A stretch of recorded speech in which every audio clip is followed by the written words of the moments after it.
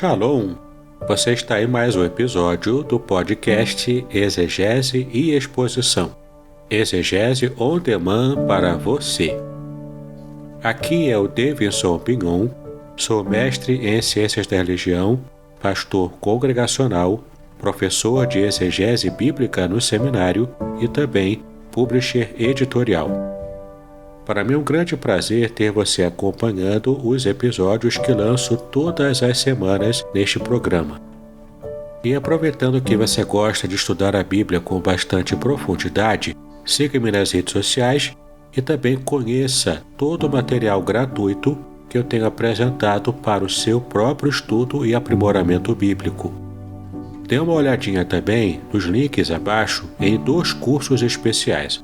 O primeiro deles, Introdução à Exegese Bíblica, e o mais recente, A Trindade Revelada nas Escrituras Hebraicas. E no episódio de hoje você poderá acompanhar uma mensagem muito especial que trará grande enlevo espiritual para a sua vida.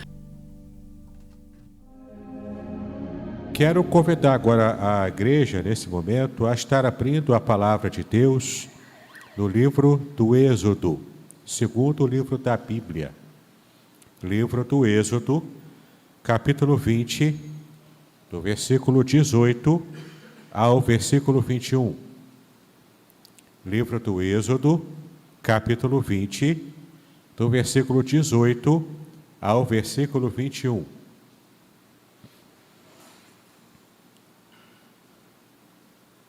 Nós vamos fazer a leitura bíblica mesmo assentados. Vamos ouvir aquilo que o Senhor tem a falar ao nosso coração nesse momento. Êxodo, capítulo 20, do versículo 18 ao versículo 21, cujo tema da nossa mensagem é Aproxime-se de Deus sem medo. Aproxime-se de Deus sem medo. Assim nos diz a palavra do Senhor. E todo o povo viu os trovões, e os relâmpagos, e o sonido da trombeta, e o monte fumegando. E o povo, vendo isso, retirou-se e pôs-se de longe. E disseram a Moisés: Fala tu conosco, e ouviremos. E não fale Deus conosco, para que não morramos. E disse Moisés ao povo: Não temais, Deus veio para vos provar, e para que o seu temor esteja diante de vós, a fim de que não pequeis. E o povo estava em pé de longe, Moisés, porém, se chegou à escuridão, onde Deus estava. Meus amados, esse texto ele é muito interessante. Por que ele é interessante? Porque ele fala de um capítulo muito peculiar na história do povo de Deus.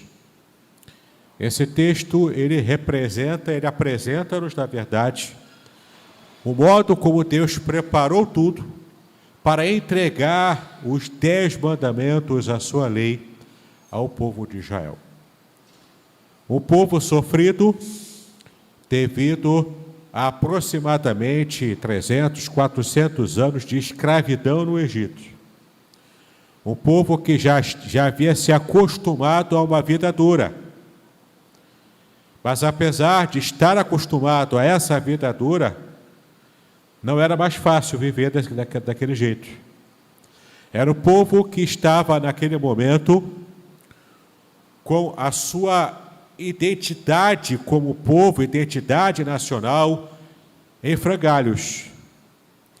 Porque era um povo que foi reduzido a apenas uma força de trabalho. Depois de tanto tempo naquela situação, o povo clamando, suspirando, chorando, alguns dos que se lembravam ainda de Deus, porque nem todos já se lembravam de Deus, alguns já haviam esquecido. Depois de tanto tempo em terra estranha, com tantos deuses estranhos ao seu redor, numa cultura completamente alheia aquilo que eles haviam recebido dos seus antepassados, dos patriarcas Abraão, Isaque e Jacó. Era um povo sofrido, assim como nós somos também um povo sofrido. Nós hoje temos as nossas dificuldades, apesar das facilidades do dia a dia. E não sei os irmãos, mas às vezes eu me pegava pensando, me perguntando, por que Deus não se revela mais hoje, com milagres, com poder, como fazia antigamente? Porque Deus às vezes se esconde quando oramos durante, às vezes, muitos anos, e não vemos a resposta de Deus, pelo menos de modo imediato, como gostaríamos.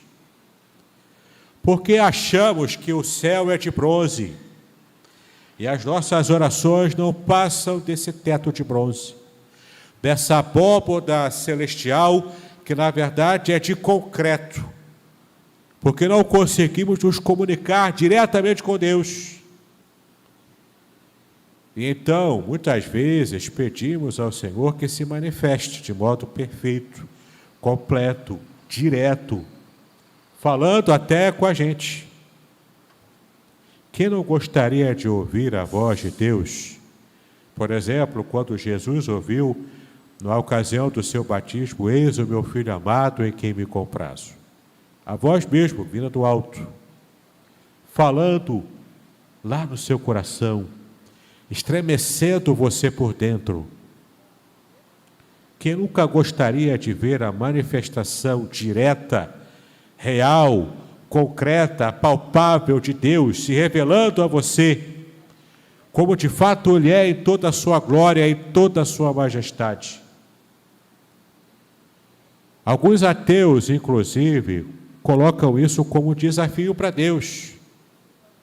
Ora, se Deus realmente existe, por que não chega aqui agora e fala comigo? Se Deus realmente existe, por que Ele se esconde de mim? Ora, se eu não vejo Deus, se eu não falo com Deus, se Ele não se apresenta a mim, é porque Ele não existe. E o coração do ser humano vai tentando achar caminhos que, na verdade, o levarão para longe do Deus real, verdadeiro, santo, poderoso, que de fato existe. Essa é a maior angústia do ateu quando ele passa dessa vida. Quando ele entra na eternidade, se ele passou a sua vida inteira negando a existência de Deus, quando ele abre os seus olhos espirituais diante do justo juiz, de quem ninguém pode fugir ou se esconder, qual deve ser o seu espanto quando ele percebe que aquele a quem ele negou a vida inteira está lá, agora para julgá-lo, e ele não se preparou para isso. Meus amados, esse texto que nós lemos, ele é bastante elucidativo sobre o coração humano. O coração humano que quer ver a ação de Deus, quer perceber a ação do Senhor, Deus Todo-Poderoso, Criador do universo, controlador de tudo. Mas ao mesmo tempo que ele deseja ver, quando Deus realmente se revela, não completamente em sua inteireza, mas quando ele começa a se apresentar um pouco como ele é. Em geral, a reação do ser humano é a reação dos israelitas naquele momento especial em que Deus estava começando a se mostrar a eles, como já estava treinando Moisés a conversar com ele. Para que a gente possa tomar o resgate de tudo o que aconteceu aqui, precisamos voltar alguns versículos lá no capítulo 19. Capítulo 19 de Êxodo, versículo 16, a gente vai ver o começo desse momento especial que a teologia chama de teofania. E a cultura hebraica chama de Shekinah. A presença palpável, perceptível de Deus. Quando Deus se revela de modo inesgotável, de modo inquestionável. E ali está Deus se revelando ao povo.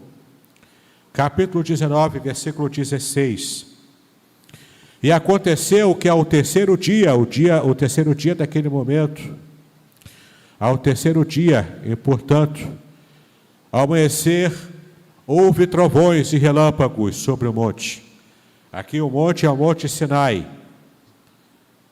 Na cordilheira do Sinai, lá na parte sul, no extremo sul da Arábia, entre o Egito e a Arábia. Então aconteceu que ao terceiro dia, ao amanhecer, houve trovões e relâmpagos sobre o monte, e uma espessa nuvem, e um sonido de trombeta muito forte, de maneira que estremeceu todo o povo que estava no arraial. E Moisés levou o povo fora do arraial ao encontro de Deus, e puseram-se ao pé do monte. E todo o monte Sinai fumegava, porque o Senhor descera sobre ele com fogo. E a sua fumaça subiu como fumaça de uma fornalha. E todo o monte tremia grandemente. E o sonido da trombeta ia crescendo cada vez mais. Moisés falava e Deus lhe respondia em voz alta. E descendo o Senhor sobre o monte Sinai, sobre o cume do monte, chamou o Senhor a Moisés ao cume do monte, e Moisés subiu. E disse o Senhor a Moisés: desce, adverte ao povo que não traspasse o termo para ver o Senhor, para que muitos deles não pereçam. E também os sacerdotes que se chegam ao Senhor se hão de santificar, para que o Senhor não se lance sobre eles. Então disse Moisés ao Senhor: o povo não poderá subir ao monte Sinai, porque tu nos tens advertido, dizendo: marca termos ao redor do monte e santifica-o. E disse-lhe o Senhor: vai, desce, depois subirás tu e Arão contigo. Os sacerdotes, porém, e o povo não traspassem o termo, para subir ao Senhor, para que não se lance sobre eles. Então Moisés desceu ao povo e disse-lhes isto. Queridos, esse texto é a primeira parte da aparição completa, total, visível, perceptível de Deus.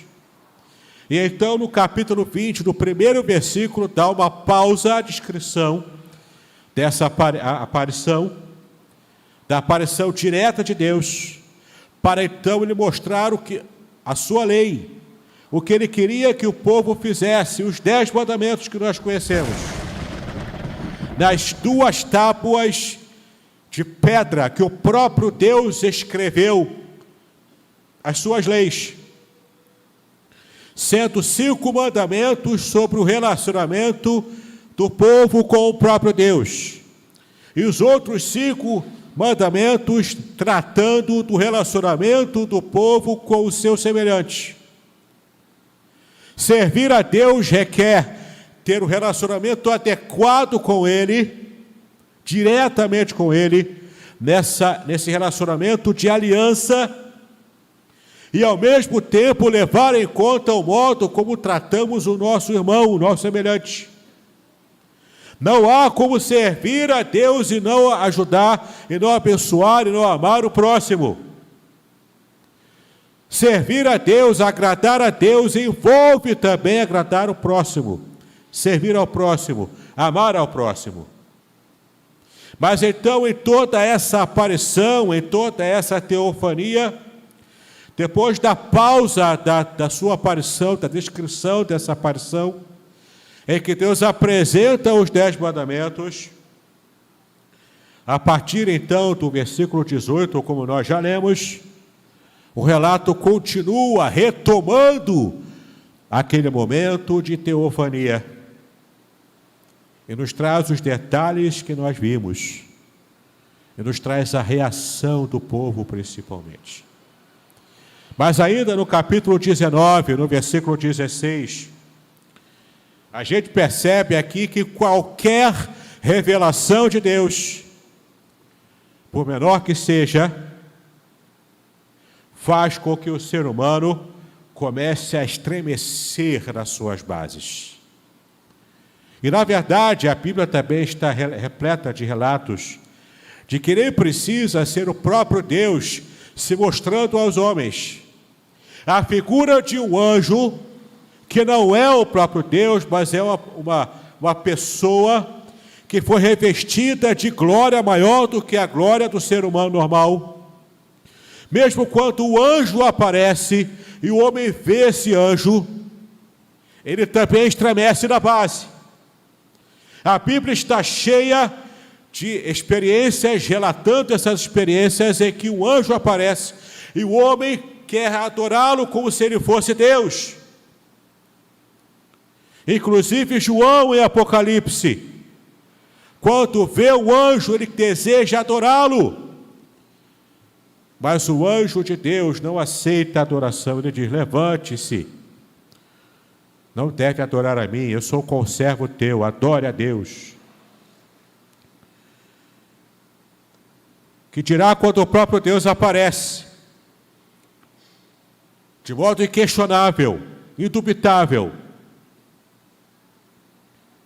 Mas o povo tremeu na base, como está aqui no versículo 16 do capítulo 19. Por que o povo tremeu na base? Porque ele teve a experiência de ver um Deus santo e poderoso, com relâmpagos, trovões, maiores do que esse que nós experimentamos quando chegamos aqui na igreja. Um temporal que atingiu Niterói, São Gonçalo, agora, quando chegávamos aqui, assustou muita gente. Muitos dos nossos irmãos permaneceram em casa, assustados, com medo da chuva do temporal. Ora, trovões, relâmpagos, o som de um chofar. O chofar é aquela trombeta israelita feita com chifre de carneiro. Um som parecido com o chofar sendo tocado alto e aumentando cada vez mais. O povo tremeu na base, porque viu Deus se manifestar, não de modo completo, mas viu um pouco da glória do que Deus estava interessado em se mostrar a esse povo. E o povo treme na base. Por causa disso, nós vamos perceber um pouco mais à frente nessa mensagem, não foi apenas por esses fenômenos naturais ou sobrenaturais que o povo estava com medo, tinha algo mais ali, algo a mais ali, e nós já veremos. Mas no versículo 21, por causa desse medo, desse tremor, o tremor do povo diante de tudo aquilo que estava testemunhando, no versículo 21, vemos um Deus falando com Moisés e dando a ele instruções para que o povo não se aproximasse do monte. O povo tinha que manter uma distância aproximada de 50 metros, aproximadamente. O povo, ninguém do povo, nem mesmo os sacerdotes, nem mesmo os animais do povo, podia chegar perto e tocar no monte. O monte que estava fumegando com a presença de Deus. Deus é fogo consumidor, e a presença de Deus abala os montes. A presença de Deus abala todo tipo de percepção que a gente possa ter. Quando nos encontramos com Deus, isso muda radicalmente a nossa vida. Nenhum ser humano que teve alguma experiência com Deus, seja direta, seja indireta, conseguiu sair da mesma maneira. Quando Deus se revela, Ele mexe com as nossas estruturas. Não existe essa história de que eu vi Jesus, eu vi Deus, enquanto eu estava fazendo a barba, e terminei de fazer a barba e estava tudo tranquilo. Essa experiência é falsa, não foi Deus que você viu. Não foi Jesus que você viu. Porque quando estamos diante da santidade plena, total de Deus, da perfeição do Senhor, a gente se sente abalado, como Isaías no capítulo 6 se sentiu. Ele gritou: ai de mim, que sou pecador, porque estava vendo a glória de Deus sendo manifestada a ele. Eu sou homem impuro, de impuros lábios, e eu vi o Senhor. O profeta Isaías, que falava: ai de Tiro, ai de Sidom, ai da cidade tal, essa era uma atitude profética, essa era a palavra profética. Agora ele dizia: ai de mim, porque eu sou pecador, estou vendo um Deus santo, e eu não estou em condições de estar na presença dele. Esse sentimento o povo de Israel também teve. Sentimento de inadequação diante da santidade de Deus. Este sentimento Pedro, pescador, também teve. Quando diante do Senhor Jesus, pela primeira vez ele estava pescando, ele entendeu quem era Jesus, ele diz: afaste-se de mim, mestre, eu sou um pecador, eu não tenho condições de estar perto de ti. E quantas vezes nós lidamos com a presença de Deus como se ele fosse qualquer um? Quantas vezes paramos para tentar ler a palavra com a televisão ligada, como se o ato de ler a palavra fosse apenas o ato de assistir uma série da Netflix? É apenas uma história.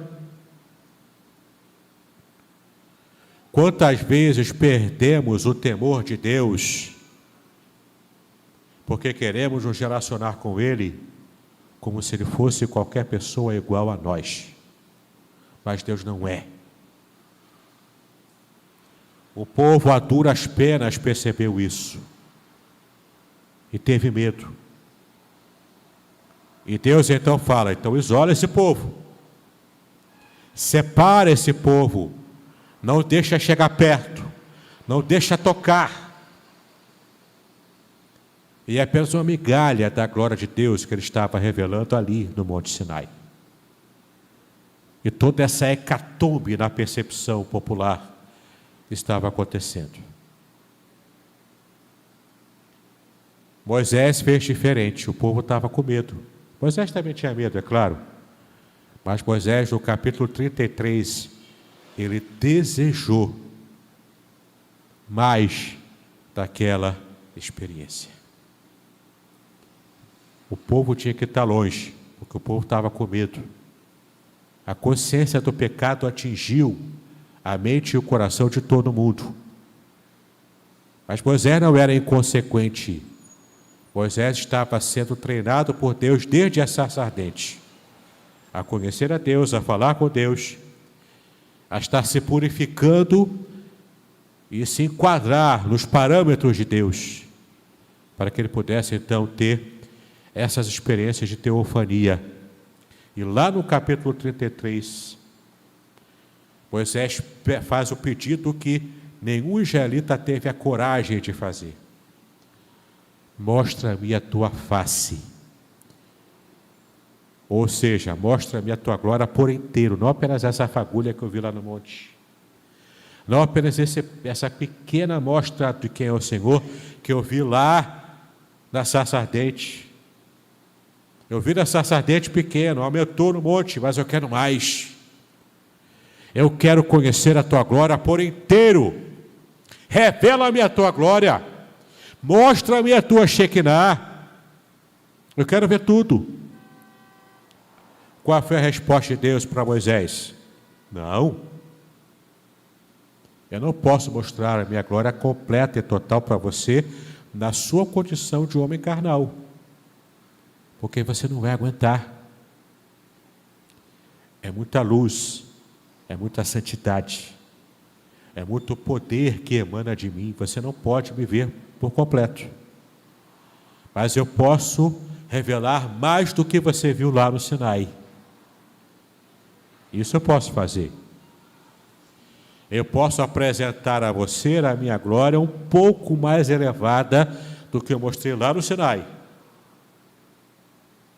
Você coloca aqui na penha, numa rocha, ainda no monte, e eu vou passar com a minha bondade diante de você. O meu atributo, a minha qualidade de ser bom, de ser benigno, você pode conhecer a minha bondade, mas você não pode ver a minha face completa. Então Deus foi se revelando para Moisés mais do que o povo. Enquanto o povo se recolhia longe de Deus, Moisés ia diante de onde o Senhor estava, porque Moisés estava em franco treinamento e conhecimento mais aberto de quem é Deus. 19 ainda, versículo 22. Até os sacerdotes treinados, até homens que também viviam a sua religiosidade, de modo precário, muito provavelmente ainda lá no Egito, mas ainda assim até eles tiveram que se recolher, porque eram sacerdotes, seres humanos imperfeitos. O contraste completo e total com Jesus, que lá em Hebreus, o autor aos Hebreus mostra que Jesus é o sumo sacerdote perfeito, sem pecado, sem erro. Contraste perfeito com aqueles sacerdotes que precisavam ter a mesma atitude que Moisés estava tendo. Versículo 23 do capítulo 19. Deus manda que Moisés consagre o monte. É claro que, naturalmente, Moisés sozinho não consagraria o monte. Quem consagra o monte é a presença do próprio Deus. O Deus que é o fogo consumidor que está fazendo com que o monte inteiro fumegasse. A presença manifesta de Deus consagrou o monte. Mas cabia a Moisés, primeiro, proclamar a santidade do monte. E depois, isolar o monte. Cabe a ele providenciar isso, porque Deus mandou com que ele fizesse. Versículo 18. Temos aqui alguns elementos que aparecem nessas representações de Deus se mostrando ao homem. Primeiro com trovões, depois com a nuvem espessa, nuvem escura, depois o som que parecia de um chofar, dessa trombeta israelense, feita com chifre de carneiro. Cada elemento desse tinha uma representação, e agora vem uma revelação importante para você. Tudo no Êxodo, as 10 pragas, Deus dando os 10 mandamentos, e agora essa teofania, a Shekinah de Deus aparecendo, tudo era uma resposta de Deus à idolatria que Israel havia aprendido lá no Egito. Para que vocês entendam, o famoso Deus falso Baal, que aparece em toda a Bíblia, o Deus dos cananeus e fenícios, ele era representado como a carruagem na tempestade. Quando acontecia uma tempestade, os povos pagãos antigos pensavam: olha só, Baal está viajando na sua carruagem. O trovão representava a voz de Baal. O relâmpago representava a sua lança ou as suas flechas.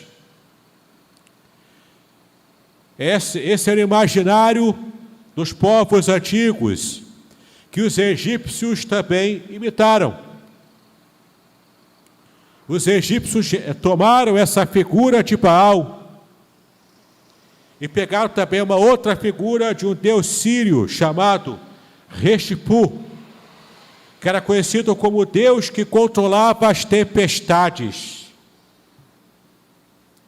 Então, no imaginário do povo egípcio e do povo de Israel, que estava submerso nesse mar de idolatria pagã,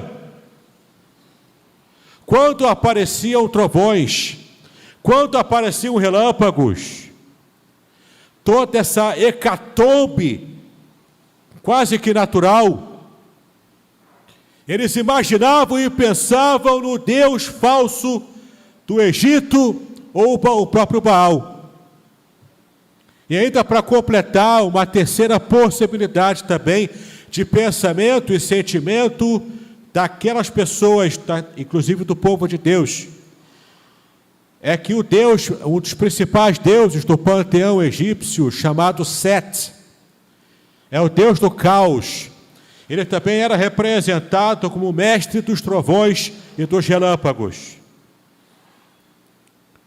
Qualquer um desses três deuses egípcios, ou do Baal, o deus cananeu, tudo isso levava o povo a pensar o seguinte: olha, esses relâmpagos, esses trovões, o monte fumegando, tudo tremendo aqui, isso está me lembrando também algo que a gente viu lá atrás, há não poucos dias atrás, ou não poucos meses atrás. A 7ª praga que Deus enviou para o Egito era a praga dos granizos, em que a tempestade aconteceu e muitos egípcios ficaram apavorados com tudo aquilo. Uma afronta de Deus, do Deus verdadeiro, aos deuses falsos e pagãos do Egito. A esses três deuses aqui. Deus mostrando, na verdade, que quem controla a tempestade é Ele. Quem controla o tempo bom com o sol aberto é Ele. Quem determina as estações e os dias é Ele. Não existe ninguém que se compare a Deus. Não existe nenhum outro Deus que possa se comparar ao único Deus verdadeiro. E Deus estava mostrando isso de modo completo, perfeito e inquestionável para o seu povo, que Ele tanto amava. E o povo continuava com medo.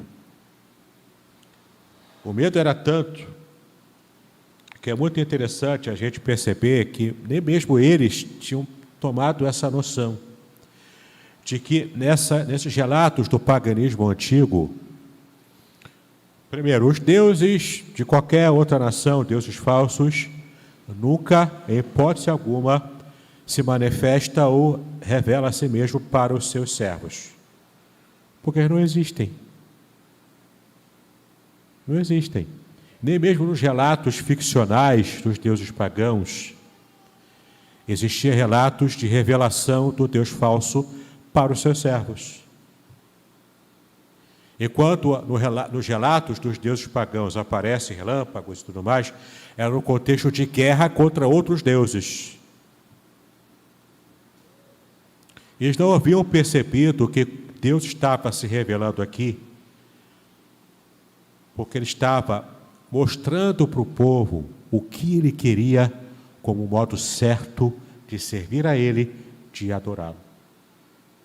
Não era o contexto de guerra contra outro Deus, porque não existe Deus para guerrear contra Deus. Deus é único, absoluto, todo-poderoso, sobre todo o universo, sobre toda a terra. E é interessante, você pode perceber em Isaías capítulo 19, vamos dar uma olhada rapidinho lá. Isaías capítulo 19, versículo 1. Isaías 19, versículo 1. Observe o que o texto diz. Isaías capítulo 19, versículo 1. como Deus se pronuncia contra os deuses propriamente do Egito. E aqui o profeta, muitos anos à frente, falando sobre isso. Peso do Egito. Eis que o Senhor vem cavalgando numa nuvem ligeira, e entrará no Egito, e os ídolos do Egito estremecerão diante dele, e o coração dos egípcios se derreterá no meio deles. É muita coincidência para ser apenas coincidência. É um relato direto contra os deuses egípcios. E Deus se apresentando como eles imaginavam os deuses pagãos, de Baal ou de qualquer um desses deuses aqui da tempestade se aproximando numa nuvem. Na verdade, quem se aproxima numa nuvem é o próprio Deus. Ele vem rápido porque ele vem julgar as nações pagãs. Agora o capítulo 20 de Êxodo, versículo 19. Percebemos aqui a reação direta e total do povo diante de tudo aquilo. No versículo 19 eles dizem: olha, não fale Deus conosco, não queremos ouvir Deus, porque estamos com medo, não queremos conversar com Deus, porque estamos tremendo em nossas bases. Falas tu, Moisés, com ele, e tu, Moisés, seja o nosso mediador. Você, Moisés, pode representá-lo para nós, porque nós não queremos proximidade com Deus, já que a presença de Deus pode exterminar a nossa vida. Proximidade com Deus, que é um fogo consumidor, de fato, enquanto a ira de Deus ainda permanece sobre o ser humano, qualquer tentativa superficial de se aproximar a Ele é fatal. Mas Cristo resolveu esse problema para nós. Cristo é o mediador entre o homem e Deus.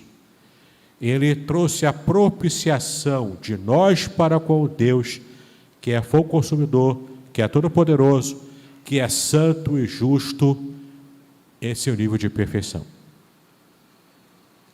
Nós hoje temos acesso a esse Deus revelado no Êxodo, porque Cristo fez isso por nós. Hoje eu posso falar com Deus nas madrugadas de minhas orações. Hoje eu posso me aproximar de Deus e, assim como Moisés, pedir: Senhor, revela-me a tua glória. Eu posso fazer isso porque Cristo possibilitou que eu fizesse isso. O povo estava apavorado. No versículo 20 nós vemos a resposta que Moisés estava dando para esse povo. Não temam a tempestade, não temam os trovões, não existe nenhum fantasma aqui, não existe nenhum Deus falso egípcio, não existe nenhum demônio aqui, não precisam temer trovões, relâmpagos, o barulho, o monte fumegando, o terremoto, nada disso. Tema, na verdade, tenha respeito, tenha temor do Deus que provoca tudo isso, do Deus que controla tudo isso. Ele sim você precisa temer. Jesus, inclusive, disse algo semelhante: não temais aqueles que podem matar o seu corpo, mas tema aquele que tem poder de lançar a sua alma para o inferno. Ou seja, Deus. O temor que eu tenho que ter é o temor por Deus. O respeito, a reverência por esse que me ama, que está próximo de mim em Cristo, mas que não deixou de ser o fogo consumidor.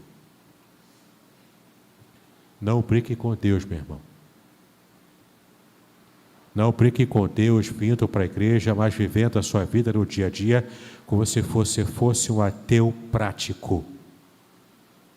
Quando você confessa com a sua boca que Deus existe, mas na sua prática de vida, você vive como se nunca daria contas a Ele. Deus é santo. E Ele quer a santidade de cada um de nós. Em nome de Jesus, purifica a sua mente agora.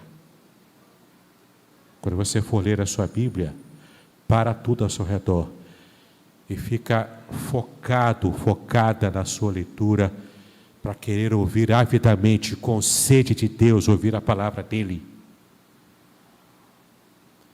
Pense no teu Deus como Deus que vai se revelar a você de modo completo. Que não seja aqui na terra, mas quando você estiver na eternidade com Ele, você vai vê-lo como Ele é.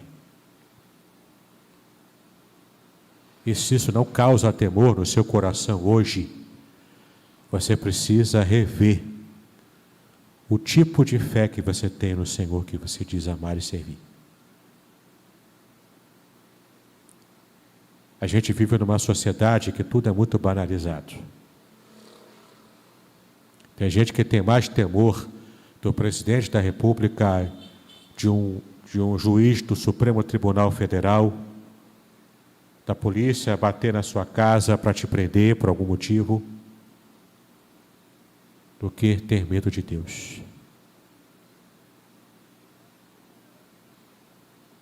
Em nome de Jesus, que esse parâmetro da nossa vida seja mudado hoje, enquanto há tempo. Versículo 20 do capítulo 20. Não tremam os trovões, mas temam somente a Deus. Isso, no capítulo 9, como nós já vimos, eles se lembraram de tudo que Deus fez com os egípcios na praga dos granizos. E isso estava causando um verdadeiro terror ao coração deles. Mas eu quero já terminar essa mensagem, naturalmente, trazendo uma palavra de esperança para você. Abra rapidamente a sua Bíblia no Salmo 18, que nós lemos o início desse Salmo no começo do culto. Mas eu quero ler com vocês, para terminarmos, o Salmo 18, do versículo 6 ao versículo 15. Salmo 18, do 6 ao 15.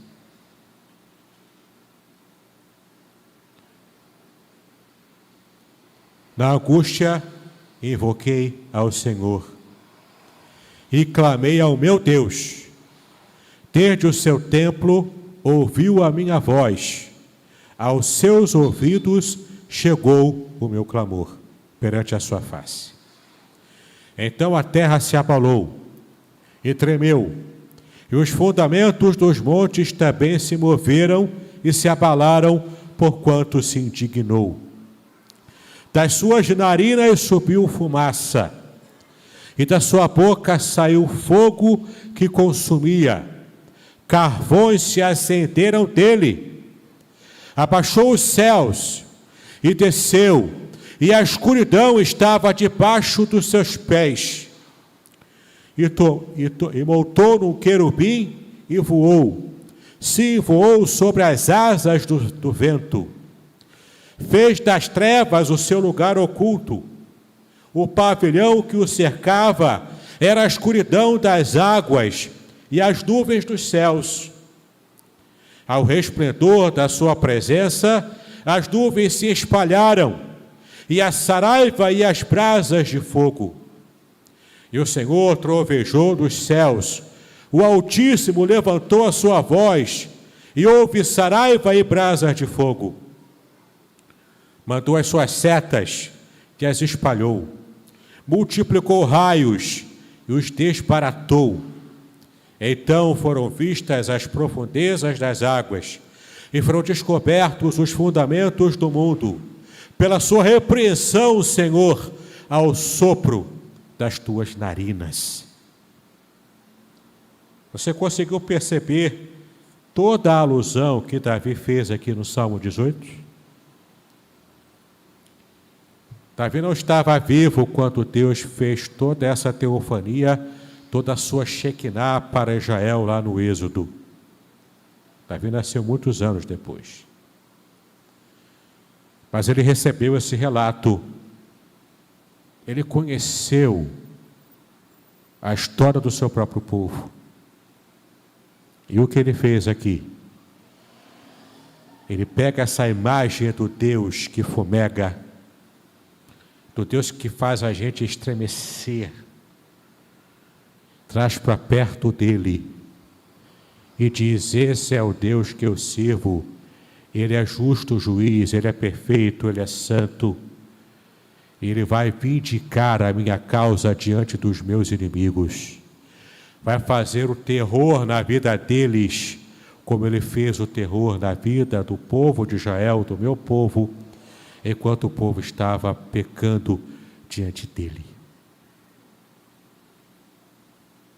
O Deus que você serve é esse Deus Todo-Poderoso, que você aprendeu hoje nessa teofania do deserto.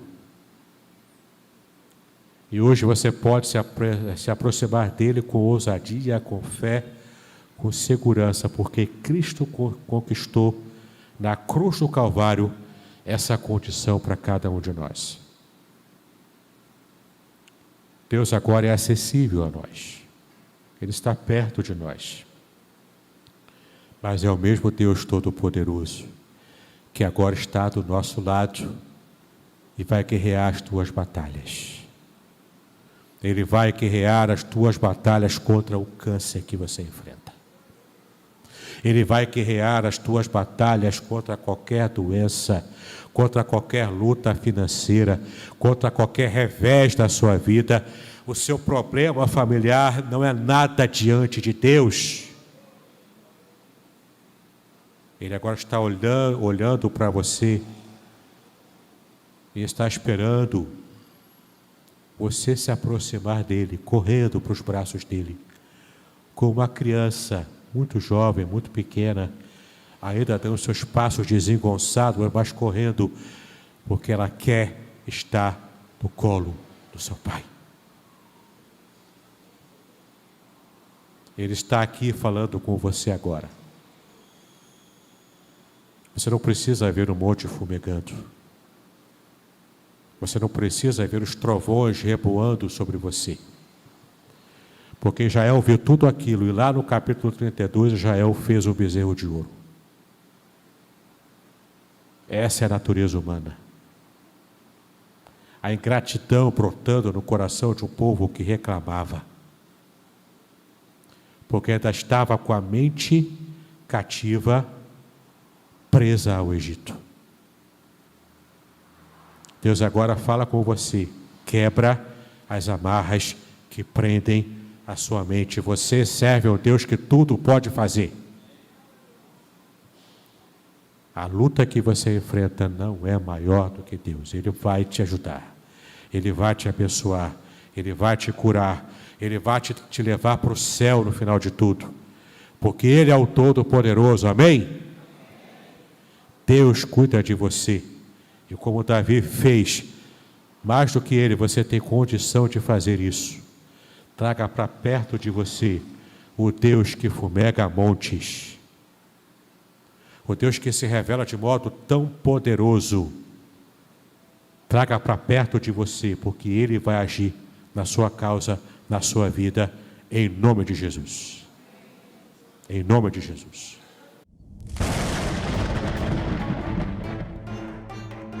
Muito bem, agora o que eu gostaria de ver é a sua participação. Entre em contato comigo, compartilhe a sua experiência comigo e quem sabe até se você enviar em formato de áudio, eu possa aproveitar a sua experiência para apresentar no próximo episódio do podcast Exegese e Exposição. Eu sou Davidson Pignon e eu ajudo pastores e líderes cristãos a fazer estudos bíblicos da igreja, sem terem problemas com interpretações erradas. Se você então está pensando em compreender a sua Bíblia com segurança, não deixe de assistir a mais episódios como este aqui. Então, assine o canal, acione o sininho, curta, comente e também compartilhe. Ajude-me a ampliar o alcance com estudos bíblicos de qualidade na internet. Que Deus abençoe os seus estudos, paz e bênção sobre a sua vida.